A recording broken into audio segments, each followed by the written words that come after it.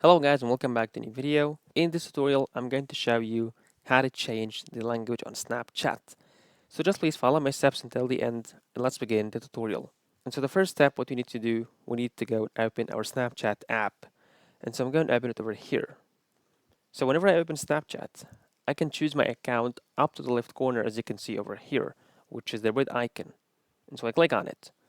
And now from here, I need to choose the settings icon, which is going to be up to the right corner next to the share button. So whenever I click on it, I'll be directed to the settings options. So I go down a little bit until I can see the language here, which is between apps from Snap and session management. And I click on it. Now I can change the language here on Snapchat. And that's how you can change your language. At the end, that was all in today's video.